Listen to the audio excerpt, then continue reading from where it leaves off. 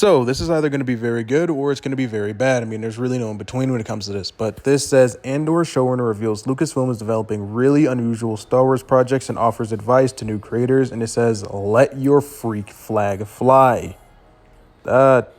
That's a crazy sentence to say to somebody. But in terms of Star Wars, what could this necessarily mean? I mean, I did hear rumors a long time ago that we could be getting like a Star Wars horror, almost like kind of a zombies kind of thing, which actually could work within Star Wars. I mean, just thinking just from live action Star Wars in general, not necessarily delving into the comics, but live action side, we did have these these dead reanimated stormtroopers that actually came from Thrawn's army in Ahsoka season 2. And that was in most part the most general consensus that we've had for the general public to have to see Star Wars zombies. The other time that I can think of another point was actually during the Clone Wars, and that is when we got the Geonosian brainworms. And the Geonosian brainworms would take over clones' bodies or try to take over a host body and then make them lay eggs and do all this weird stuff. It was basically like a xenomorph, but a little tiny worm. And that was another time that we had almost zombies within Star Wars because the clones acted irregular and they were just acting out almost as one hive mind, making weird noises and all that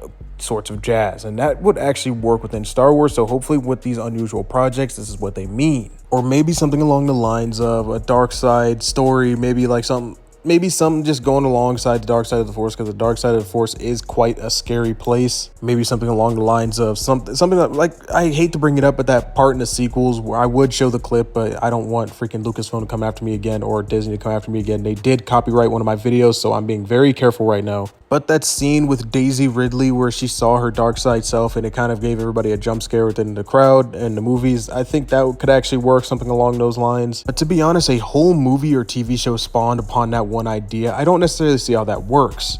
I think it works for like a scene or two, maybe an episode episode or two of a TV show or something along those lines. But for a whole movie, I just don't see how that necessarily works in the long run in terms of Star Wars. But hey, I could be wrong about that entire subject right there. I mean, I could be completely wrong. Somebody can actually make a movie within Disney and then that is kind of based on that context and it works. But I just don't think I want a Star Wars Conjuring movie, essentially. Star Wars right now, more than ever, needs to feel more like Star Wars. Now, you can say Skeleton Crew did feel a lot different from your regular everyday Star Wars, and that was honestly a cool, different experience because it did feel more like an Indiana Jones kind of style film or movie or show in this case. But it didn't necessarily divert from what true Star Wars is. And that's something that you can appreciate about something like that. And that's why I kind of liked the Skeleton Crew. It was kind of like this nice little break. And it was kind of a nice little dip into see what Star Wars is like outside of just your normal everyday Jedi, Sith, clones, all that stuff. But we shall see. I mean, I know a lot of fans are kind of feeling on one. There's definitely two sides when it comes to Star Wars. Fans are definitely going to be divided over this one. I mean, of course, it's Star Wars, so everything's going to be a little bit divisive, especially recently. But for them to try new things, I completely understand, and I will obviously give it a fair shot. I mean, heck, I even gave Acolyte a fair shot, and I hate the fact that I brought that show up. It was so bad, but I gave it a fair shot. I truly wanted it to be good. But gosh dang it, man, every single last second of that show was just horrible. I mean, outside of episode 3 where everybody literally died, and that was possibly the best thing. I mean, the choreography was great, I would say that, but gosh dang it, man, the show was just so bad.